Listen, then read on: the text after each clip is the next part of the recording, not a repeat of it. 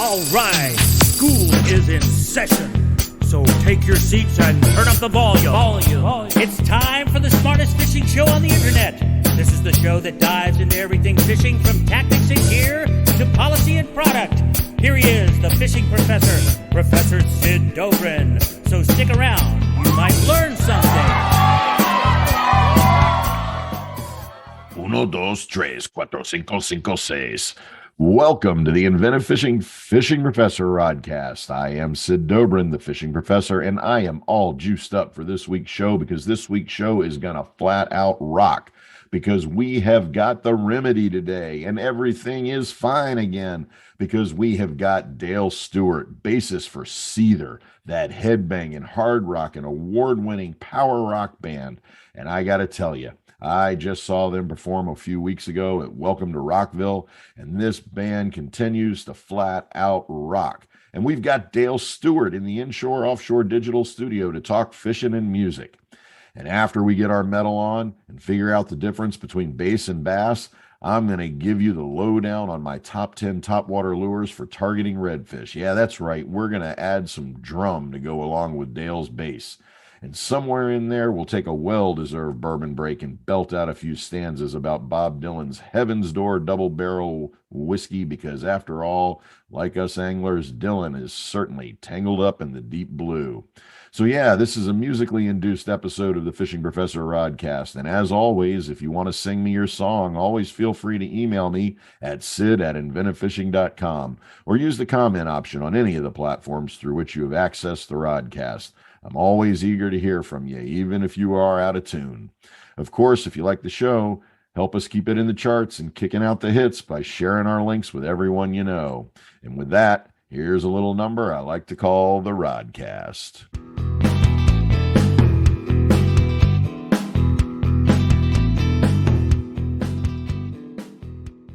All right, we are going heavy in the Inshore Offshore Digital Studio today.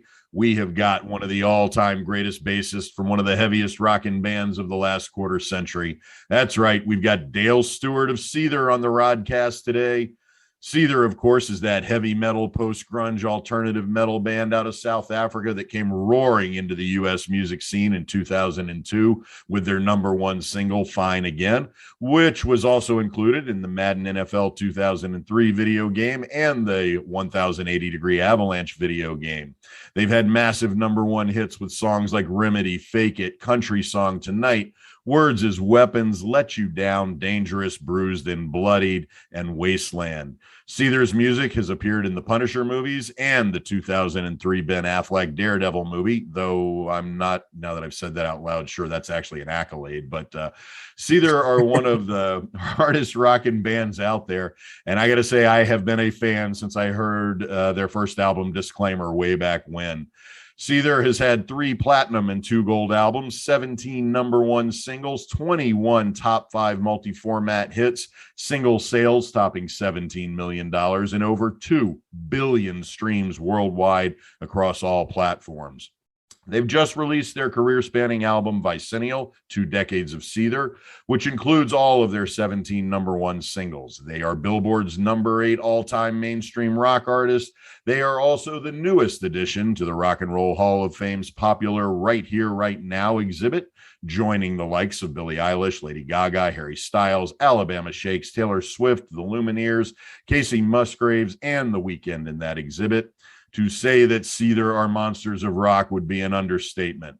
Now, Dale Stewart has been a part of all of the Seether success since the beginning as the second longest active member of the band behind lead vocalist and lead guitarist Sean Morgan.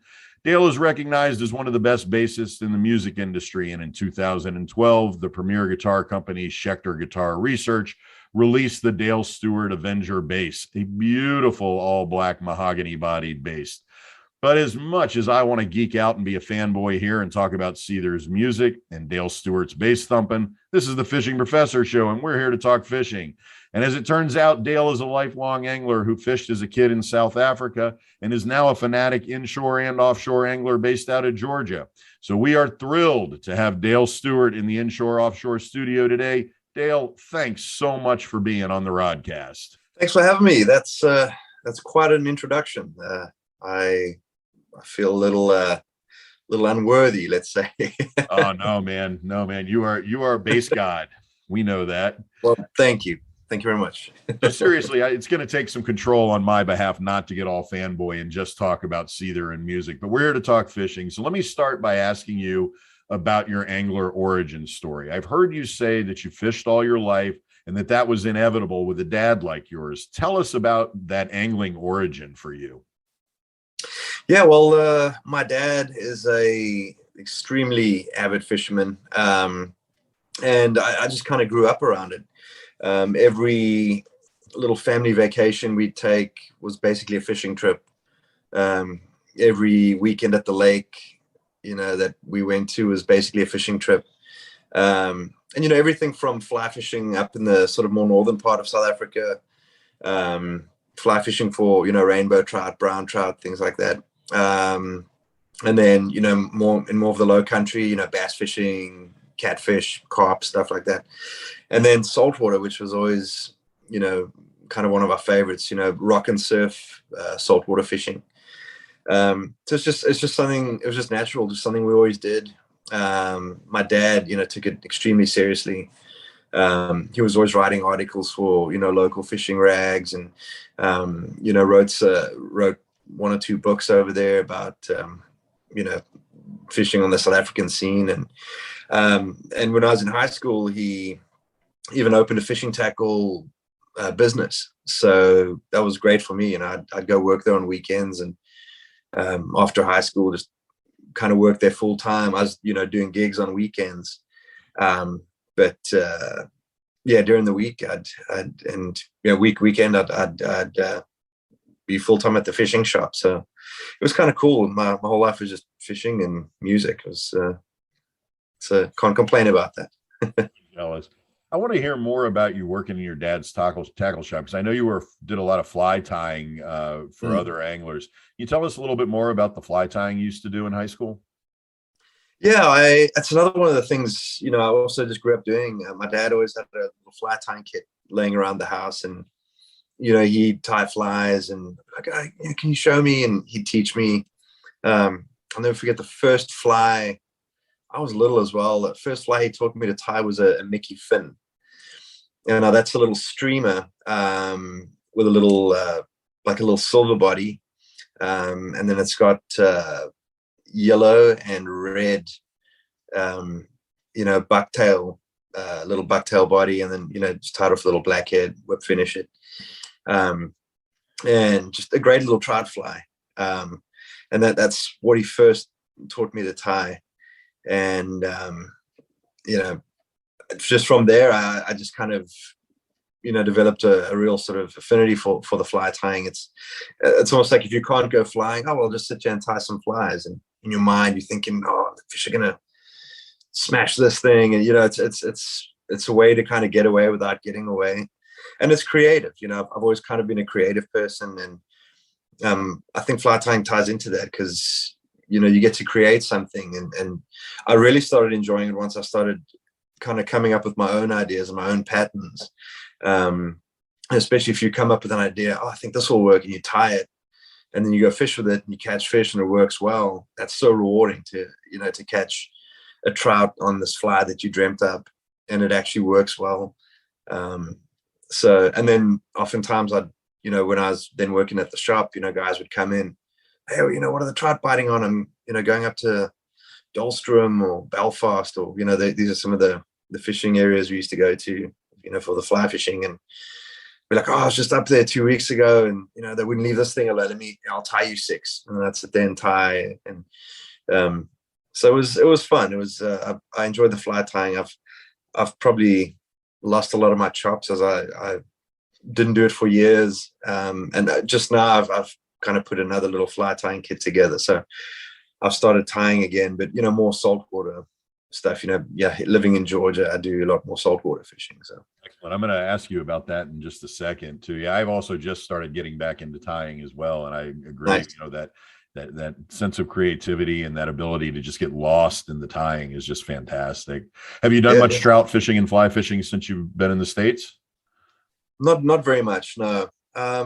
I when we moved to the States, we originally moved briefly to New York City, and then we were only there for about a month or two, and then we moved to LA because we were recording with a producer who lived in LA. And once the album was done, I kind of didn't have anywhere to go, and I was just sort of couch surfing in LA, and eventually met a girl out there, and then did the kind of stereotypical broke musician thing. Hey, can I come stay with you? And so I stayed with my girlfriend, and so I just kind of ended up in LA. And then once the band started doing well, bought a house out there. I just kind of got entangled in, living there, and started making friends and everything. And there's not much fishing in LA. You can go maybe up to like Big Bear Lake, and it's not too far. Maybe go fly fish up there, or but in and around LA, there's really not much. I try to surf fish there a little bit, and I just feel like that ocean is just kind of dead. I don't know. I don't know if maybe I just wasn't using the right techniques, but it's not a great fishing kind of play, at least sort of surf fishing, which I was trying. I'm sure if you had a boat and you could get off Island, and like I did go fishing at Catalina Island, and that was great. Caught some flounder and bonito and stuff like that. So they are fish in the water, but I think you need to get a little deeper than I used to, try on the occasion. So you've transferred your base of operation to Georgia, and you've become somewhat of a fanatic inshore angler. What is it about inshore angling that attracts you? Yeah, it's it's really inshore and offshore. It's inshore's for those days when it's a little rough, and you kind of don't want to get offshore. So I really enjoy both sort of equally. Inshore's fun because I love using the artificials. That's always been one of my favorite things. So just throwing little paddle tails, little Z-mans, and gulp and stuff for like flounder and drum and trout, and whatever's biting basically. It's just a fun way to fish. During the winter now, here in Savannah, we get the stripers that come down the river. So we caught a couple stripers this season, some nice fish, and good eating fish as well. So those always don't always make it back to the drink. Yeah, I heard you've got a reputation as a cook too, so I would assume that wanting these stripers. Yeah, I do. The stripers are good. Red drum, definitely some of my favorite fish. Trout, I'd probably rather have a drum than a trout. And then flounder. I mean, flounder, that might be the best fish there is. I agree with you 100%. Yeah.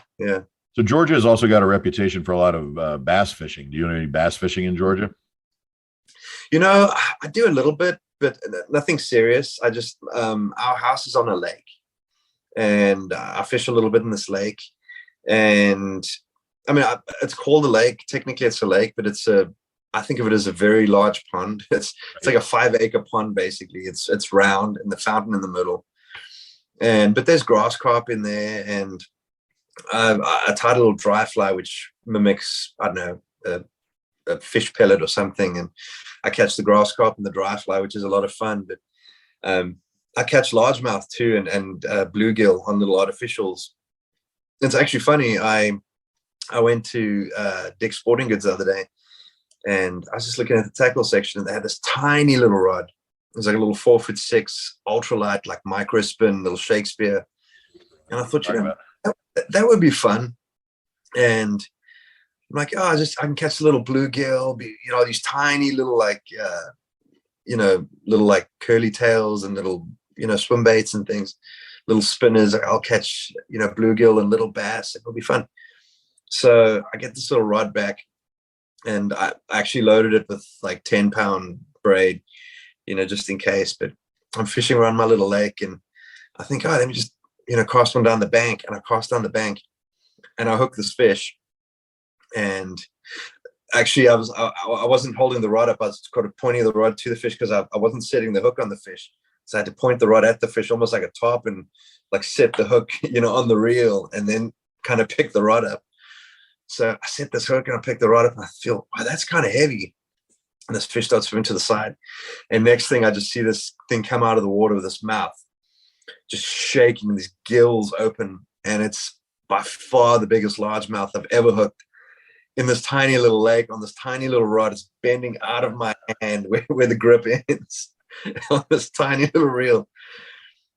And I was in such disbelief. I could not believe what was happening. I'm like, there's no way. And then I'm thinking, I can't lose this fish. No one's going to believe me. No one's going to believe the story. I have to land this thing.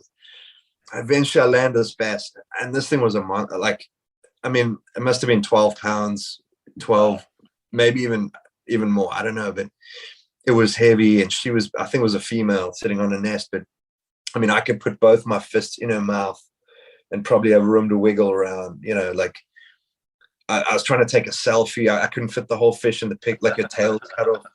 Her head's like the size of my head. Like, it's just this crazy picture. And I sent it to all my friends. But I just caught my little man-made lake at the house. That's great. Ridiculous. Yeah, but yeah, so ironically, this tiny little lake we live on has, you know, gave me the best bass, you know, that I've ever caught. So, oh, what a great story. Hey, so I recently saw you appear on the Low Country Fishing Show on YouTube. And I got to say, I really dig what they do on that show. And I want to support their efforts. But I got to say, I think that if I had Dale Stewart on that show, I'd show more Dale Stewart. But I get it. We run into the same problems on our videos when you have a chest mount camera and a single rail mounted camera and you're trying to do everything yourself. It's tough to film that way to get the shots you want. But I guess we could say that for that, you shifted from background vocals to background angler. Could you tell us a little bit about filming with the Low Country Fishing Show and those incredible reds that you were catching? Yeah. You know, I don't mind being in the background, man. It's all good. And yeah, you know, Dan's a very knowledgeable guy, and you know, has a great channel. It's really, you know, taking off on Facebook. Very good friend of mine who you know, do most of my, you know, saltwater fishing with, Matt. We normally go out on his boat and do our thing. He, I guess, somehow, I'm not sure how him and Dan met, but he just said, oh, you know, I met this guy who does YouTube stuff, and I'd actually seen some of his videos. And then Dan said, you know, look, I'd like to, you know, get together and we'll do something. And, you know, we fish from time to time. You know, with Dan, you know, sometimes the fishing's not always great, you know, so, you know, but if we go out and there's a good video, you know, we'll put some content, or he'll put some content out. But yeah, just he's a super guy. If anyone, you know, if you haven't heard of his channel, yeah, it's Low Country Fishing. If you live in this part of the country, you know, sort of northern Florida up into sort of South Carolina, you know, he's very knowledgeable as to, you know, where these fish congregate, you know, how to find them, how to fish for them. So yeah, it's a good channel if you want to learn, but it's just a kind of a fun thing. You know, I don't sort of take it too seriously, but you know, him and Matt are kind of the serious sort of fishing guys, you know, like very knowledgeable about the gear and the tackle and the technicalities of everything. And I'm just kind of hey guys, I brought the beer, like, you know, and the sandwiches, you know, tell me when you're hungry. You know, it's kind of my role, but it's fun, man. It's fun guys to fish with. So in your area, reds, trout, flounder, Spanish kings, cobia, what's your favorite to chase? You said flounder is your favorite to eat, but what's your favorite to target for fishing? Yeah. You know, tarpon, we've had a lot of sort of headaches. You know, we've only hooked two, you know, since Matt and I've been trying for them, and we lost them both. And I've heard that that's not too uncommon. So I think this summer we're each gonna get a tarpon. We're gonna make a point of that. But I've heard that those are nothing like my dad says. He says you get tarpon and then you get everything else. So I'm looking forward to, you know, getting into a decent tarpon. But I really enjoy, you know, the cobia fishing. And again, another beautiful fish to eat. But they're so aggressive, and they're so They fight so well too. The one time we were out here in Savannah, they've got, a couple sort of shallow reefs, maybe about 7 miles out. And, Matt's just got a bay boat. So we normally don't go much further than that, just for safety's sake. But we're at one of the wrecks one day, and it was kind of slow. We got a couple sheep's head and a couple black drum and stuff, but nothing to write home about. And we said, let's call it a day early and we'll head in. And we're going in, and he kind of powered down and turned the boat. And I thought, where's he going now? And I looked over and I just saw this big mass in the water. And I thought, is that like the hull of like a capsized boat or something? And I looked again. I'm like, no, is it a whale? I'm like, no, it's a manta ray. And there was this massive manta ray. And I mean, this thing's wingspan must have been 20 feet, 25 feet. Just this colossal animal. And Matt said, grab the bucktail, grab the bucktail. I said, okay. And I handed him the bucktail rod, and I just sort of inched him forward, and he just pitched this bucktail under this manta ray. And this cobia just crushed it like nobody's business. And they were just hanging under this manta, as they like to go and lie under stuff. So we landed that fish, and as he got that one to the boat, there were two more that had kind of followed it. And then I pitched a little paddle tail that I had on another rod, and the bigger of those two crushed the paddle tail. I had this fish on, and I ended up losing that one, but we saw the manta down there, found the birds, saw the manta, went back to him. I want to say we hooked the third. I think Matt hooked the third one under there before we finally chased them away. But that was just one of the coolest experiences I've ever had. Just for one, seeing a manta ray in its natural state, in its habitat, just gracefully and casually just kind of flapping its wings, just cruising down. But then catching these cobia on these, I mean, they were, whatever you threw in there, they were just crushing, and it was great. And just to catch these fish and out under the manta, like it was cool, man. That was probably one of my favorite fishing memories, I'd say. That's fantastic. I love hearing that story. So you just mentioned the tarpon, and I've seen other places you've said you wanted to get your tarpon. Given your fly fishing background, have you considered tarpon on the fly? Yeah, I have. I'd like to get one on conventional tackle first, I think, just to kind of cut my teeth a little bit.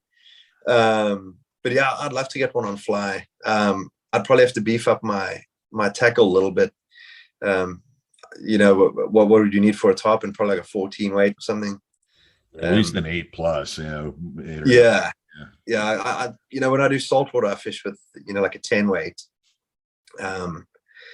So, and then, when I drum, when I fly fish for drum and trout, I use a 6 weight, which is basically like a still water trout rod, but I kind of like to fish light. I go out on my kayak, take the fly rod and, catch drum and stuff like that. So maybe I'm sure some crazy guys landed a decent tarpon on a 10 weight before. So absolutely, I'm sure could be that. It's just setting that hook. That's what I hear is the hard part, and in our experience too, it's the hard part is that the thing's mouth's like a steel bucket, and you really gotta do whatever you can to try and get that hook set. I've got a buddy who's a guide down at Boca Grande. It's all he does is tarpon, and okay. He'll guarantee you, but he'll tell you we're going to jump more than we're ever going to catch. So yeah. So I get that these last couple of years have been really tough for touring acts, with concert life really just now coming back to the industry. So I assume that, like the rest of us, you've had a bit more time to fish during the pandemic, but I also imagine that touring can be exhausting and time consuming. And I hear that you carry a travel rod and reel while on tour, and that you manage to fish while on tour from time to time.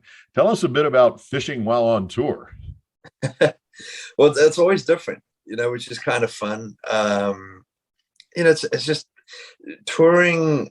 I think when people think of a band on the road, there's this kind of maybe romantic, vision of what it's like, or maybe this Hollywood sort of induced idea of, it's just, partying and chicks and everything, and I mean, we've had those times in our lives, Don't when blow my you fantasy here, man. Don't yeah, ruin no, it I mean, for me. when you're young and you're chasing girls and you're partying, I mean, it can be kind of wild, but we're all a bit older now. We all kind of have families.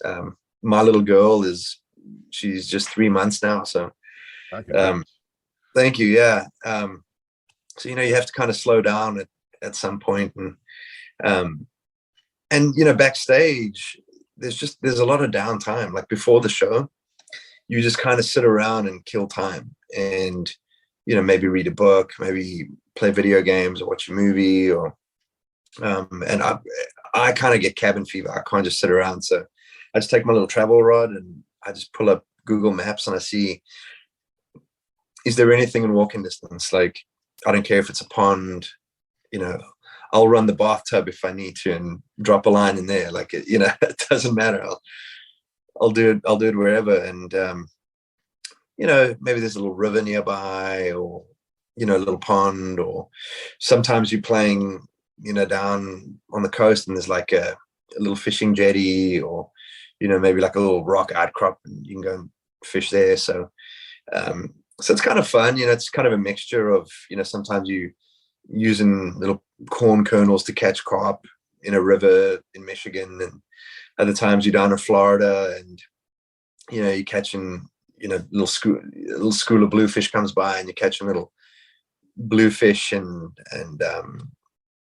little baby jacks and stuff, and there's little boat canal in Florida. So it's it just just depends where you are and what's around. But yeah, I just have a very rudimentary little tackle box and my little travel rod, and put it on my back and go for a walk and just kill a couple hours before showtime, and it's kind of helps you keep your head on straight. You and I have very similar mindset about such things. Yeah. Where have been some of the places that you've snuck away to get on the water that have been really memorable?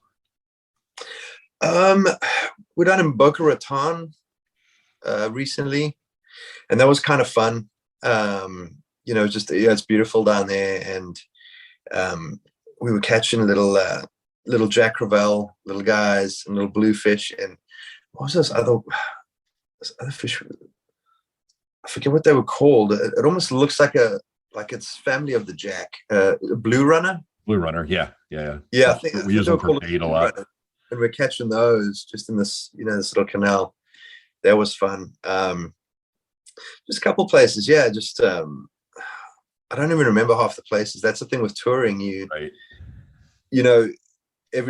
All the places kind of bleed together, and at the end of the tour, you're like, oh, we just did 30 dates and 30 places, and it's just a kaleidoscope of backstage and the show and these people and this other band, and then I snuck off and caught some bluegill in this place, and so yeah, it's kind of bleeds together. That classic joke of "Good night, Cleveland. We're in Indianapolis." Right? Yeah, exactly. It happens. Any of your bandmates ever go with you? No, not bandmates, but some of our crew guys. We have a drum tech. He's also down from Florida, and he also, I called him like, dude, you're working for us now. He was kind of one of the newer guys, but I said, you're working for us now. Bring you a travel rod. We're gonna do a little fishing, and then we have our LD, our lighting director, who does all the lights and stage setup. He likes to fish too, so it's kind of the three of us right now. And then I just have a new guitar tech now as well for this next run, and he's also a Florida guy and also an avid fisherman. So I informed him too. I said, dude, bring your tackle. When we have a spare minute, we'll go catch fish. And then when it's a couple of guys, it kind of becomes a competition. So you sort of keep score, and there's a lot of shit talking and the whole thing. So, but it makes it fun. It's just an extra thing to kind of make touring less boring. Let me ask a different kind of question. I mentioned to you before we started the show today that my son is a bassist who's going to be studying bass with the bass studio in the College of Music, the University of Colorado in Boulder. So bass talk is pretty common in our house. So nice. I've always wondered if there's a connection an angler and a bassist like you make between your knowledge of bass strings and how you feel and work with fishing line. Wow. I don't know. I mean, you're not out there strumming the 80-pound test.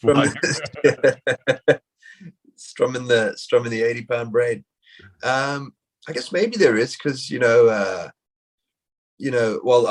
started out playing guitar as a kid before I moved to bass, and on a guitar, guitar strings basically it's basically just piano wire. I mean, you could fish with that. You could go catch king mackerel on your guitar string rig if you had to. So yeah, I mean, it's probably a very similar material, but I've never made that connection. This is why we got to figure a way to get you a sponsorship for like a rod manufacturer or a line manufacturer to make the Dale Stewart Avenger line of all black rods or something. Yeah, make an Avenger Inshore spinning rod. That's right. And I mean all black in the color of the rod, not the New Zealand rugby team, which might tick off Springboks fan. I don't want to piss off your South Africa fan base here, but absolutely. We need the Dale Stewart fishing line and leader. Right. Yeah, you can't mess with rugby, man. South Africans and New Zealanders alike, and Australians too. There's a lot of rivalry there, a lot of bad blood. So yeah, I don't want to piss Springbok fans off in South Africa. So, all right, let me ask you another bassist question. So one of my other favorite bassists is Les Claypool, who's also a hardcore angler, mostly a sturgeon angler. Do you know him, and have you ever talked fishing with him? No, I've never met the guy. I'd love to, though. He just seems like the most interesting, eccentric, brilliant. I mean, he's an unbelievable bass player. He's so sort of unorthodox, and I mean, Primus is such a weird band. I mean, the fact that a band like that can become as popular as they have, just kind of blows the mind, because the music's so out there. Like, it's hard, even for me as a musician. I'm like, half the stuff I'm like, I never forget that, but then some of it I'm like, that's really cool. But I have nothing but respect for the guy. But I actually didn't realize that he was a fisherman. He's actually written a book called South of the Pump House, which is a sort of a murder mystery, but it all takes place around sturgeon fishing in California. Yeah, I mean, okay. In fact, let's play with Claypool for a second here. So Primus has recorded that 4-part fishing story called John the Fisherman, which is 4 different fishing songs on 4 different albums. And Claypool has said, quote, "I like to write about things I know about so that I don't sound like a dipshit talking over my head. I fish. Some dads take their kids to football games and baseball games. My dad took me fishing."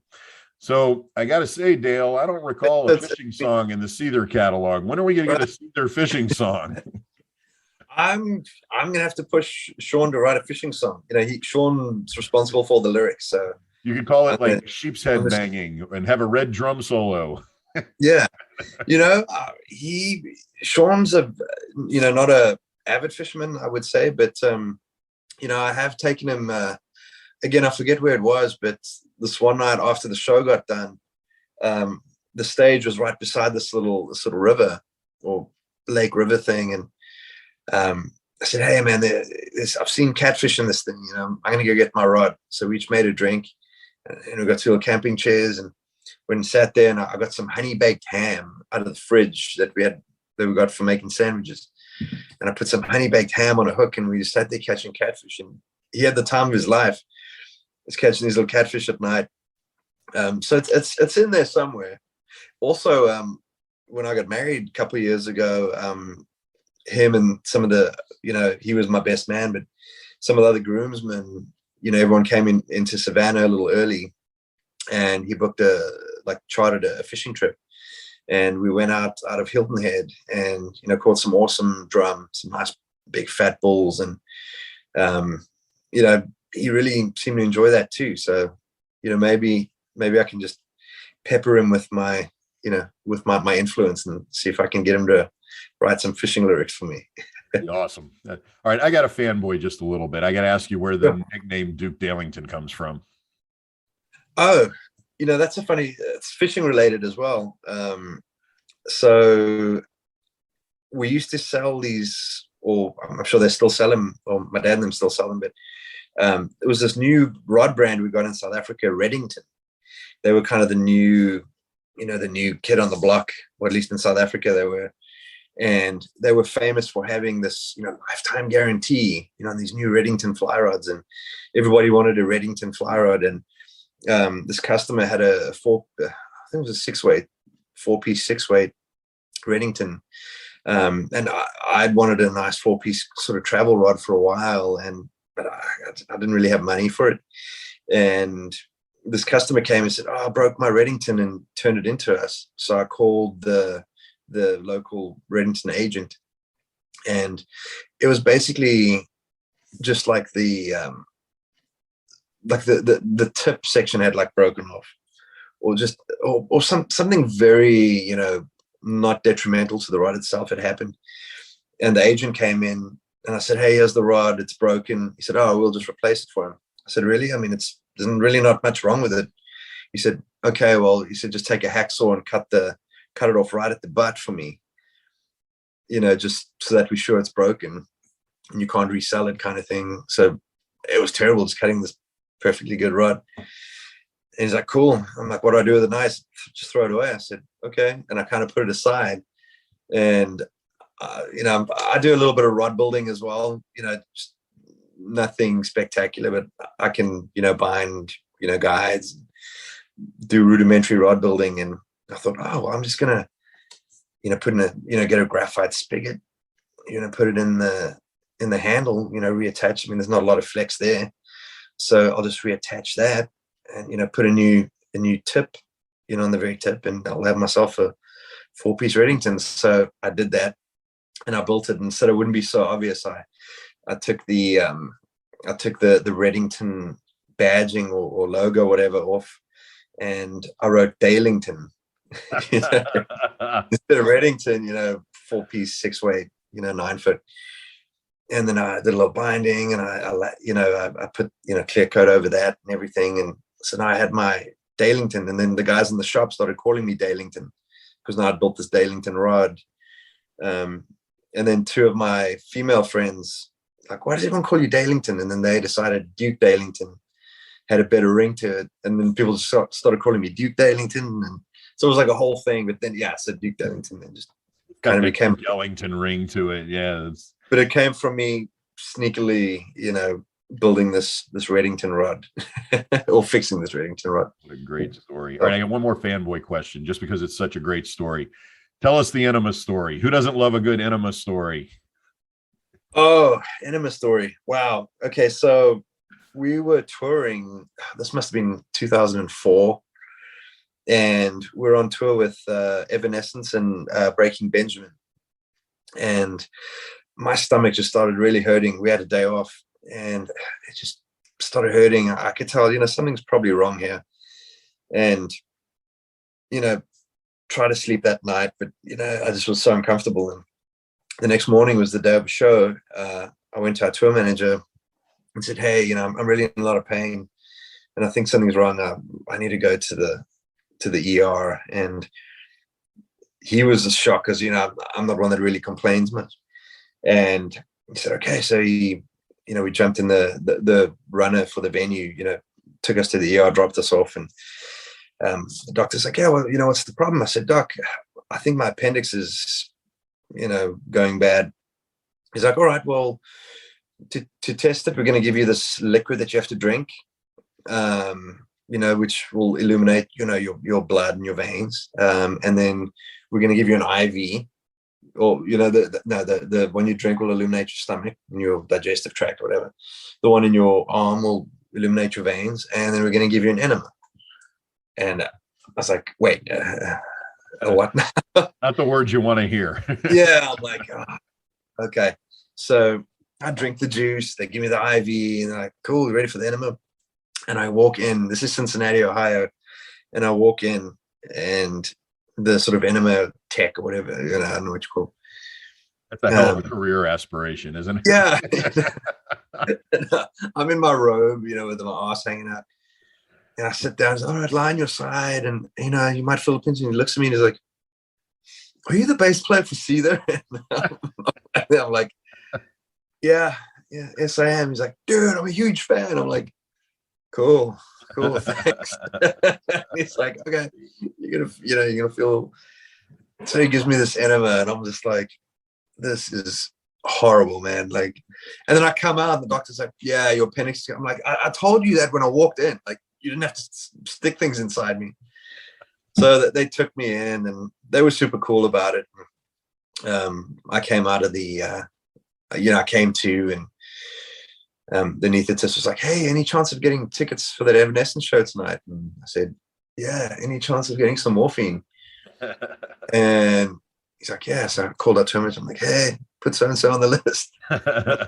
They hit me up, and then I got them to let me leave that night. I said, "Look, man, I gotta go. My bus is leaving at like 2 a.m. I can't stay. I'm gonna have to fly to catch up, get a hotel. Like I gotta leave." So they let me go that night, and they made me a bed in the front lounge of the tour bus, and I just lay there for a couple of days and recovered. And yeah, I only missed about 4 shows. Evanescence and Breaking Benjamin's bass player, they each learned a couple of the like 5 of the songs. I think we're doing 10 songs, so they filled in, and missed a couple of songs, and I missed a couple of shows, and before long I was back out, and show must go on. Thanks for the Enema story. All right, so the new album, I've been listening to Vicennial nonstop for a few weeks now, and it's got so much of that energy from Disclaimer, and not just because 4 of the tracks are from Disclaimer or on the album, but because it captures so much of that early raw power that was on Disclaimer. And I love having that energy pumped up with Remedy and Country Song, 2 of my faves. Plus, let's face it, the cover of Careless Whisper that originally appeared on Finding Beauty in Negative Spaces, that's flat out genius, right down to the retention of that hook riff. This is the only way I can condone a George Michael song is this version. But tell us a bit about the new album and what it marks for Seether as a band. Yeah, Vicennial is, the label kind of wanted to release the greatest hits, and we'd kind of done that in the past. And the more we'd sort of thought about it, it almost felt like when a band releases the greatest hits, it's like, hey guys, we're done, let's look back at our career, and these are the hits kind of thing. And we don't feel like we're anywhere near done, I don't think. We've got 20 plus years under the belt. I hope we've got at least 10 or 20 more. So we wanted this to be more of just like kind of a celebration, like, hey, it's 20 years of Seether, and here's some of the hits, or the songs that did well at radio. And so it's more just a celebration, instead of a greatest hits. And I mean, we're just going to keep on. We'll probably start working on new material again here in the sort of near future. Release another studio album, and just keep it going, man. We've come this far. We love what we do. We love music, and it's how we live. It's what we do. It's in the blood, so it's as long as people are listening, we're gonna keep doing it, keep releasing music. Excellent. You're touring again with Breaking Benjamin. The tour kicks off in a few days in New Hampshire and then rolls through nearly 30 dates. How does it feel to be going back on the road, and what can we look for in this new tour? Feels good, man. We sat home for so long, with this pandemic and everything. And while the pandemic was actually kind of nice in some ways, and that I had a lot of time at home with my wife, I had a lot of time to fish and cook. I drank a lot of whiskey. You and I are on the same page about everything. Yeah. The pandemic, it wasn't all bad for me. I know a lot of people had a hard time and it lost loved ones and everything, but for me it wasn't that bad. But it was hard not being able to go and play. And that's really where our main revenue stream comes from, is playing live, because album sales are kind of dead. So yeah, that was a big adjustment. But man, when things opened up, we actually did a run last year with very good friends of ours as well in Three Doors Down, and we did about 2 months for them, maybe 3 months. Just that tour was actually cool, because we'd play weekends, and then during the week we'd come home 2-3 days and then go back out. So I could get a day fishing in and then go back out and play shows. This Breaking Benjamin is going to be more of a kind of high impact thing. Play a couple shows a week, have maybe 2 days off. So there's not going to be a lot of time to come home. So, being the new dad, that's going to be hard because I haven't been away from my kid for extended periods of time. But my wife's awesome. She can handle it. But yeah, it'll be kind of good old fashioned touring, man. Hitting it hard, with sort of minimal sort of time off, and then just with our old buddies and Breaking Benjamin. I mean, we've known those guys, pretty much as long as we've been in the States and been fans of the music. Great friends with Ben, all those years. And it's just nice to be able to tour again. And it's nice that the world's opened up and, the kind of paranoia has subsided somewhat. And it's cool, man. I feel like as a music fan, it's a good time because all the bands are starting to tour again. And as a musician, it's great because people just want to come to shows. They have this hunger and this, it was taken away from them for so long. So there's this newfound enthusiasm. So it's cool. I mean, rock shows now, there's new life almost that has been breathed into them. So it's a fun thing for sure. Yeah, I'm dying to see you guys on this tour. I'd love to get to Daytona for Welcome to Rockville. Those are tough tickets to get, but man, what a 4-day lineup. You got plans for fishing when you're in Daytona? Maybe if there's time. I know that a friend of a friend had a boat, and I'm trying to remember where that was. It was somewhere down in Florida where we are going to have 2 days off. So I think we might talk him into taking us out, doing a little deep sea on one of those days off.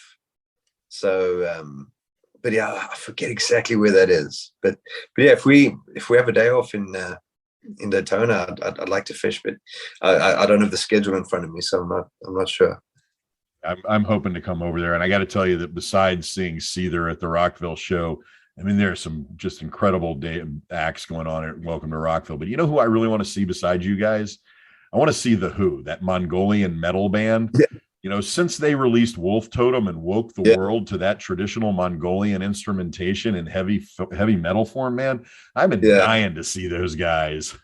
They're cool, man. They're cool. We've played a couple festivals with them last year, and I mean, it's a cool show. Like, it's so different, and it's so kind of, it's just sort of primal, and it's this like warrior mentality, and these warrior chants, and you can almost just imagine, like, man, a couple of 100 years ago, 1,000 years ago, these Mongolian warriors just coming over the countryside just on their horses and, chanting and, got drums. And I mean, it must have been a terrifying thing because those dudes were gnarly, man. And they had no chill. So to speak, there was no, what's the word I'm looking for? No mercy. They just decimated their victims, I guess you could call them, but their rivals or their opponents, and just took their women. And I mean, it was brutal. But you just get the power of that whole sort of cultural thing. It's cool to see. They're definitely worth checking out. I really want to see them. They really throw down. All right, so let me wrap this up with our wrap-up question. And this is the question that we ask all of the guests on the Rodcast. And we know we've already talked about that you've got a tarpon sitting on top of your have-to-catch list. But other than the tarpon, what's your grail fish? What's that fish that sits atop your angling bucket list, the fish that you just really want to catch? I guess if tarpon, I've already said tarpon, so we'll put that one aside. I'd love to catch there's a lot of fish I want to catch. But if I had to narrow it down to one, maybe a sailfish on fly. That'd be great. Tease it up to the boat, put a little streamer in front of it, and just let all hell break loose. Yeah, I think that would be nice. Yeah, I promise we never go deep enough to get in the kind of water where the billfish swim and things like that, and tuna and stuff like that. So that'd be another thing. Like a bluefin. I think that would just be insane. I'd also love to catch salmon in Alaska. In spawning season. My dad and I were trying to plan a trip up there he's been, but we just never got around to it. And, so hopefully we can still do that at some point. You'll get a kick out of this to know that I've got both a sailfish tattoo and a salmon tattoo. So I'm right there with you on those fish. So, well, I'm sure you've caught salies and yep. pretty much everything. Lots of salmon. I spend a lot of. I used to go to Alaska every summer to fish for salmon. But yeah, absolutely. Now, tell me, you had a big firearm on your hip. Always, absolutely, okay, absolutely. Good. I carry an Alaska guide gun. Absolutely. Okay. Ran into a ranger one time who saw me with the gun. He said, if I hear that thing go off, I want you to have bear spittle on your shoulder. They're pretty adamant that you carry, and we always do when we're out, particularly when we're in the backcountry. Absolutely. Right. That's what's been a thing too. I said, look, I'm not going up there with, without, I don't know, at least I've heard a lot of the guys carry 45s out there, like a 45 with, ball ammo, and does the job. But I'd want a 44 or something, I think.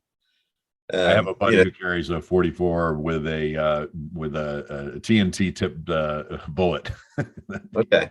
Yeah, 44 will do the job. If what they say, that the most effective firearm is the one you can shoot the most accurately. So I guess if you can hit the mark with a 45 and you're a little wily with a 40, maybe the 45 is better. So it's got to be better than just having we won't see, actually.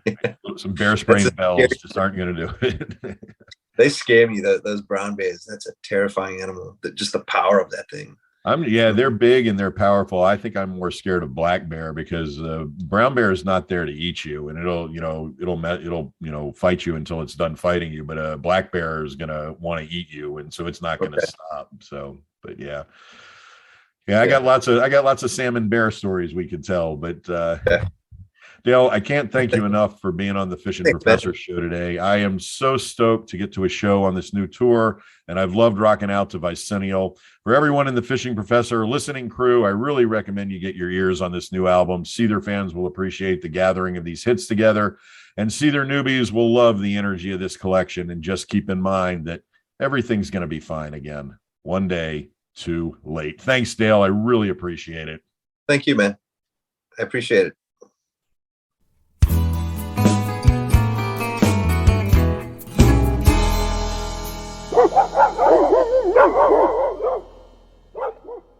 All right, it is time for this week's Bourbon Break, even though I really do hope you're taking your own bourbon breaks several times a day.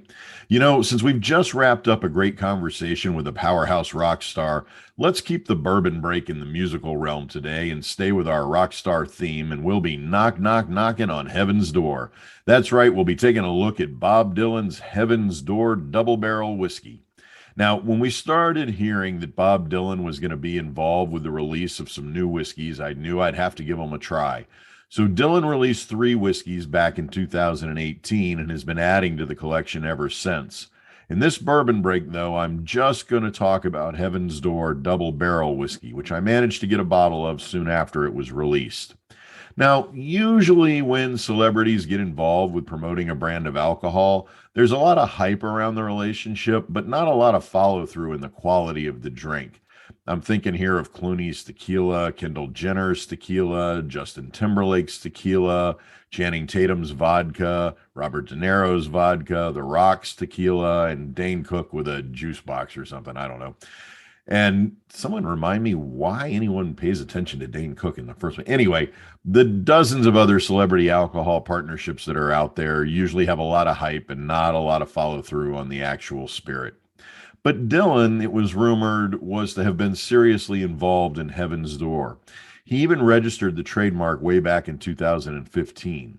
But we also know that he had a team of whiskey experts helping him out along the way, including Mark Bushela, who was one of the guys who founded Angel's Envy. The real Dylan influence, it seems, is the bottle design, each of which feature a picture of an iron gate that Dylan sculpted in his studio, Black Buffalo Ironworks, from objects that he's collected over the years from different farms and scrapyards across America. The second generation of additions to the Heaven's Door line of alcohol feature bottles that have replicas of some of Dylan's paintings, too. Now look, I dig Dylan. He is an icon. He has done amazing stuff throughout his life. The guy won a freaking Nobel Prize, and hell, even the Chipmunks covered Mr. Tambourine Man.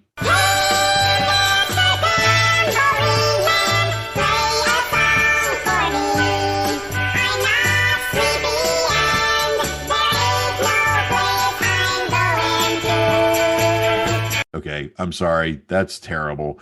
But what you probably also don't know about this recording, though, is that most of the Wrecking Crew are on this recording, and a lot of the Chipmunks albums from back in the day, and that is just fucking awesome.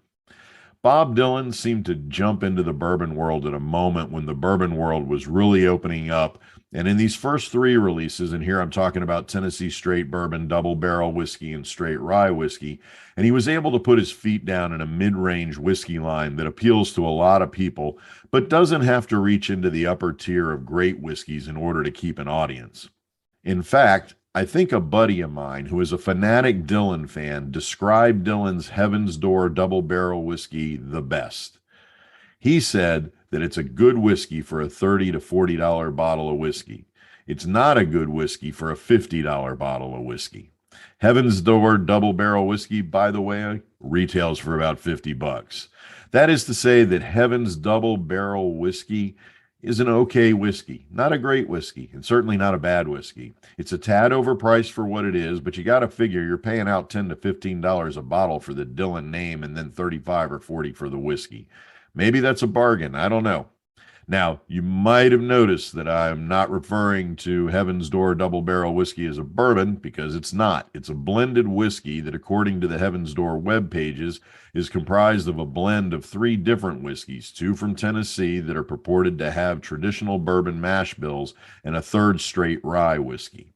The Heaven's Door pages also explain, and here I'm reading directly from their webpage, quoting, each of these whiskeys is aged independently in both new oak and fresh dumped bourbon barrels for at least 6 years before being married together and aged an additional year in virgin heavy charred American oak barrels. Our proprietary finished barrel specification creates robust flavors of toasted hardwood and a dark amber-hued finished whiskey.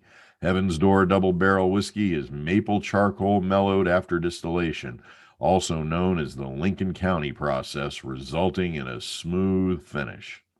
Now, the webpage also indicates that Heaven's Door Double Barrel Whiskey is certified kosher, which I will admit in and of itself is an interesting thing to consider, given that, as the research of my good friend Janice Fernheimer at the University of Kentucky shows, the deep involvement of us Jews in the evolution of bourbon in America. But that's another discussion for another day. Interestingly, the Heaven's Door web pages never reveal the mash bill for any of the whiskeys in this blend, so we can't really talk much about that, particularly given that Heaven's Door Double Barrel Whiskey is a blend of 3 mash bills. I know for a lot of whiskey-anatos out there, not having this information is frustrating. Likewise, we know that Heaven's Door Double Barrel Whiskey is an outsourced whiskey, which means Heaven's Door Spirits has other distillers distill the whiskey that they blend to make double barrel whiskey. They don't really make it themselves. The problem is that Heaven's Door Spirits doesn't identify from where they get their outsourced whiskeys. The lack of information aside, let's talk about the Heaven's Door Double Barrel Whiskey itself. Visually, Heaven's Door Double Barrel Whiskey has a great color, somewhere in the spectrum of a golden caramel blend, more amber than brown though. The nose is dominated by oak, which makes sense given what I just read to you from the Heaven's Door web pages about it being aged independently in both new oak and fresh dumped bourbon barrels for at least 6 years before being married together and aged an additional year in virgin heavy charred American oak barrels. The nose also suggests some spice like cinnamon and a little sweetness of vanilla. The palate is sweeter than the nose suggests. The vanilla hints are still there, but there's also sweetness like honey and butterscotch. The oak still dominates, giving the drink a nice toasty flavor. That oak also leaves a subtle spice and cinnamon in the afterthought of the taste, but the woodiness maintains its stronghold throughout the palate experience. As such, the finish moves away from the sweetness to a more mellow flavor of those various oak influences with some hints of nuttiness like almonds. Like I said, there's nothing bad about Heaven's Door Double Barrel Whiskey, but there's also nothing quite unique about it. I think it's a bit overpriced, and maybe that's because of the Dylan name, but if I put it up next to other double barrel whiskeys like Woodford Reserve Double Oak, which sits in about the same price range as Heaven's Door Double Barrel Whiskey, I wouldn't think of them as on par. The Heaven's Door is, and I just can't think of a more articulate way to describe it, it's just a softer taste and body. So look, Heaven's Door Double Barrel Whiskey is a fine mainstream whiskey, which cracks me up since Dylan spent so much of his life protesting the mainstream. I recommend trying it just to try it, but it's really more like a novelty whiskey, one you keep around and say you've tried it and occasionally share it with your friends just to say you've had Dylan whiskey. But it's not going to be the whiskey you run to get out when you're running out of whiskey. It's not going to be your daily driver, perhaps because of the cost, and it's not going to be the pour you want to show off. It's just kind of there as a mid-range, okay pour. Nothing off-putting, but nothing enticing. So those are my thoughts on Heaven's Door Double Barrel Whiskey. In fact, I think I could sum up my thoughts by turning to Dylan's own words. I have dined with kings, I've been offered wings, and I've never been too impressed. Oh, and as a final note, and as my regular disclaimer, as always, please keep in mind that the Fishing Professor Bourbon Break reviews are not sponsored. The distillers have not sent me samples, nor do they influence my reviews at all. If they did, I think I'd be giving this a better review, don't you? Though I am always open to sponsorship, bribery, and extortion, the bourbons I review are purchased out of pocket, and my reviews are based on the keen sense of bourbon know-how I have developed over many years in many of this country's finest watering holes, drinking establishments, dives, pubs, honky-tonks, and back alley speakeasies. Speaking of, let me give a quick shout-out to the world-famous Great Alaskan Bush Company in Anchorage, a fine saloon in the tradition of saloons. Here's to all the bush pilots. God, how I need an excuse to get back there. And let's wrap it up with one more citation of Dylan's words that seem so apropos. In this ocean of ours, I'm all the time drinking. As always, if you got comments about this week's Bourbon Break, feel free to email me at sid@inventivefishing.com. And now back to our regularly scheduled fishing program.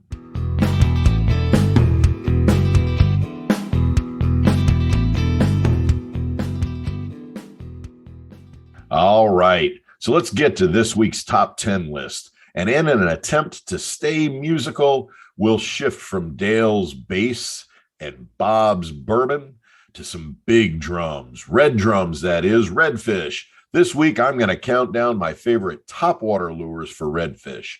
Now, keep in mind that this top 10 focuses on topwater artificials. I've got a bunch of other favorite redfish lures that are really productive and that I'll count down in other top 10 lists. But today we're talking topwater. And let's face it, topwater fishing for reds is something else. Hell, we all get excitement over watching any fish bust a topwater lure. That adrenaline rush of seeing a fish smash a topwater is unlike anything else in fishing. Trout, snook, tarpon, tuna, cobia, bass, walleye, pike, all give us some amazing topwater shows. But there's something really remarkable about a redfish busting a topwater lure. Part of that excitement comes from the fact that redfish are designed to eat food from below them, not above them in the water. Just look at those downturned mouths or the way that they wave those tails above the waterline when foraging in the skinny water. And you know those fish evolved to feed downside. So when a redfish turns on a topwater lure, you know they've got some aggressive attention focused on that lure. And man, when a red rises up behind a lure and stalks it, chasing the lure, pushing all that water forward with that big head like a freaking Los Angeles class submarine bulldozing up out of the water. And you can see the focus in those black eyes just under the surface before that final surge, and kaboom, that fantastic, powerful explosion on the lure. Well, that's just some soul-shattering awesome right there. So yeah, I love some topwater red action, and this top 10 is for what happens when that downturned mouth turns up to pound those surface skidding lures. And as an added note here, keep in mind that when reds are pulling lures from the surface, they tend to prefer a slower retrieved lure. They're looking for opportunity, not mayhem. So these lures are also ones that perform well at slower retrieve speeds that give that dog walking, surface popping, bubble generating action without having to be ripped through the water. These are the artificials that have proven effective to me time and time again and will pull a red's attention from the bottom to the top. As a reminder, I don't have any sponsorships, and none of these products here are because of payola. These are my personal choices. So to all of my lure manufacturer friends, don't get agitated if your product ain't number one. All right, let's start walking them. Let's start dog walking them back. At number 10, Paul Brown's Soft Dog Topwater. This is a great take on a traditional topwater design that we usually see in a hard plastic like Heddon's classic Zara Spook. But the Paul Brown version is made of a soft, biteable body that combines the topwater action of a traditional design with a bite-enticing soft material. I also like the soft material here because the lure makes less of a splash when it's cast, and you know how skittish redfish can be. Now, coming in at number 9 is the Mirror Lure Mirror Mullet. This is a great surface walker that it comes in 13 color options. And like all Mirror Lure products, this is an incredibly well-made and very durable lure. The action on this lure does a great job of mimicking a wounded mullet, and the luminescent insert they use when making this lure gives the Mirror Mullet a lot of flash and visibility. Sitting in the number 8 position, I've got Bagley's Rattling Finger Mullet. Now, I fell in love with Bagley's Finger Mullet more than 25 years ago, and now the company has upgraded the mullet into an even more effective redfish lure. The old model was made of balsa wood, but the reimagined version as a hard plastic body is so much more durable. There are 9 color options available in 2 sizes, but I recommend looking for them in traditional white body with red head or in the gold body. Oh, and if you want to learn more about the Bagley's Rattling Finger Mullet, be sure to check out my review of these lures over at inventivefishing.com or on the Inventive Fishing YouTube channel. The review's got some interesting stuff about the history of Bagley's lures as well. Okay, at number 7 is the Yo-Zuri 3D Inshore series of lures. And here it's hard to pick because there are a couple of topwater lures in the Yo-Zuri 3D Inshore series that are worth talking about. Now, just a couple of years ago, Yo-Zuri reimagined their entire Inshore series and put out the 3D Inshore series that includes 6 inshore lures: the Top Knock Pencil, the Surface Minnow, the Inshore Popper, the Inshore Pencil, and the Inshore Twitch Bait. Now, of these, the Top Knock Pencil, the Surface Minnow, the Inshore Popper, and the Inshore Pencil are all great topwater lures. Of these, though, my favorite is the Popper, but they are all really great in their own right. In fact, if you want to see my review of the Inshore Popper, it too is available on the inventivefishing.com and the Inventive Fishing YouTube channel. Now, all of these inshore topwater lures by Yo-Zuri have great balance and really are great for fishing for reds in shallow water. They're all made with the Yo-Zuri's patented 3D prism finish, so they all flash really well. The internal hologram sheet never wears off and keeps on flashing even when the body's all scratched up. They all come in a dozen or more color options so they can be matched to local conditions. Okay, at number 6, we've got Bomber's Badonkadonk. This is a fan favorite for sure. It's a great casting topwater that really is at its best in calm water, but its rattle components add to the attraction in dark, choppy water as well. Comes in 2 sizes, a 3.5-inch half-ounce version and a 4-inch 3/4-ounce version. And there are 9 color variations. You gotta love the Badonkadonk. At number 5, I've got a tie between Unfair Lures Dog Walker and their Dog Slider. Now, first, I have to say that what Paul Van Reenen has been able to build with Unfair Lures is great. I'm a big fan of Paul's and all of his lures. But of all of his topwater lures, it's the Dog Walker and the Dog Slider that I find redfish just want to hammer. The Dog Walker is designed for topwater dog walking, as the name suggests. But unlike other dog walking lures, the Unfair Dog Walker creates a much narrower walk path, keeping the walking action in tight to its travel path. I think that kind of compacted action keeps redfish focused and prevents them from having to follow an erratic walk across a larger surface area. The Dog Walker is available in 20 color variations. I really recommend it. Coming in at number 4, I'm going to go with Egret Bait's Zombie Ghost Walker. This is also a great dog walking lure in the spirit of the Zara Spook. But what really attracts me to the Ghost Walker are the high and low frequency sound chambers that give the Ghost Walker a great auditory attractant. At number 3, I've got Rebel's Jumpin' Minnow. Now, the Rebel Jumpin' Minnow earned its chops and reputation as a striper lure or a blues lure. And just saying that ought to clue you in on the ruggedness of this lure. I mean, hell, if you're pitching a lure that can stand up to multiple blues strikes, then you know this lure's got moxie. It's a really castable lure, and the balanced body makes for an easy walk the dog retrieve. It's that action that I find that attracts reds just like it does blues. The body is made from high impact plastic, so like I said, it's remarkably rugged. It's available in 12 color patterns, but the bone and the chrome have been my go-tos for reds up top. All right, in the runner-up spot, my second favorite topwater for redfish is the Head and Saltwater Super Spook and Super Spook Junior. The Super Spook is flat out a classic. The Zara Spook line has been a canonical lure since 1939. The Zara Spook was first developed by the Head & Company as a wooden lure named the Zaragoza 6500 series. In 1939, the plastic version was introduced, and following the naming of other plastic lures, Head & added Spook to the name to classify it as a plastic lure. The Zara Spook pretty much invented the walk the dog retrieval strategy for topwater fishing. The Super Spook and the Super Spook Juniors remain one of the best topwater lures out there, and I rely on them in my redfish topwater arsenal. All right, that brings us to number 1. But before the big reveal, let's walk the dog on back and get a recap. At number 10, we had Paul Brown's Soft Dog Topwater. At number 9, Mirror Lure's Mirror Mullet. At 8, Bagley's Rattling Finger Mullet. At 7, Yozuri's 3D Inshore series of lures. At 6, Bomber's Badonkadonk. At 5, we got a tie between Unfair Lures Dog Walker and their Dog Slider. At 4, Egret Baits Zombie Ghost Walker. At 3, Rebel's Jumpin' Minnow. At 2, the Head and Saltwater Spook and Super Spook Junior. And that brings us to my number 1. My number 1 favorite topwater lure for redfish. Could I get a red drum roll, please? The Rapala Skitter Walk. Also a dog walking type lure. I love this lean body design and phenomenal walking action. The large internal rattles give the Skitter Walk great sound attractants.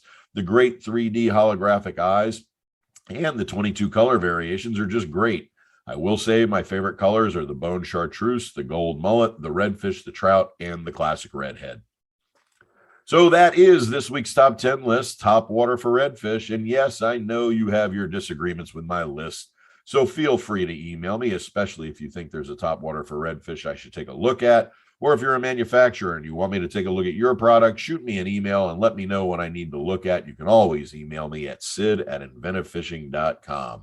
I get that you probably have your favorites, so if you email me just to argue or just to let me know how dumb you think my choices are, feel free to save your time and just do what each one of these lures wants fish to do. Bite me.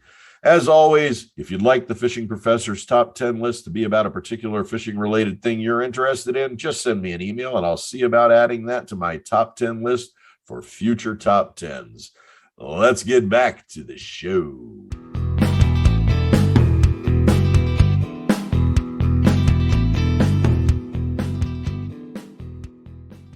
Well, my listening crew, that brings us to the end of another harmonious episode. We have rocked and rolled our way through the episode without the need for Dramamine.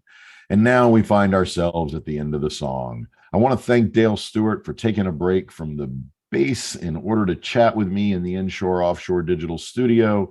And like I said, Seether's new album, Vicinial, is fantastic, and all you headbanging anglers out there need to pick up a copy. And be sure to check out Dale and Seether on the new tour with Breaking Benjamin. Thanks, Dale. Before I sign off, I do have a message for our brothers and sisters out there behind the line. The boat is at the dock. I say again, the boat is at the dock. All right. Well, thanks for listening to the Rodcast. Be sure to subscribe so you don't miss a single episode. We've got a great new episode coming up next week, and I hope you'll give it a listen as soon as it drops. And remember that new episodes drop every Wednesday. As always, please be sure to share the Fishing Professor Rodcast with everyone you know. It's not fair to keep all the knowledge to yourself. Spread the wealth, people. There are a ton of ways to access the Rodcast, so you can always listen on your favorite platform. You'll find the Rodcast on our hosting site at thefishingprofessor.podbean.com and on the Podbean app. as well as on Apple Podcasts, Spotify, Amazon Music, iHeartRadio, Player FM, the Samsung Podcast app, and Podchaser. As always, if you have a comment or a question about anything on this week's show or have recommendations for future top 10s, bourbon breaks, interviews, or information about specific products, please feel free to email me at sid@inventivefishing.com or leave a reply in any of the comment sections for any of the podcast platforms you use to listen to the Rodcast. Be sure to check out the Inventive Fishing web pages and be sure to follow us on Twitter and friend us on Facebook at Inventive Fishing. So see you later, alligator. After a while, crocodile. Can't you see you're in my way now? Don't you know you cramp my style? I'll be back next week with another episode. And until then, this is Sid Dobrin, the fishing professor. Fish on.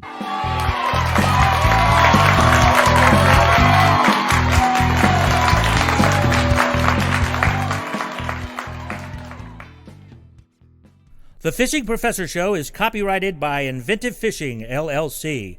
Any rebroadcast of the podcast without the consent from Inventive Fishing, LLC is strictly prohibited. Fish on!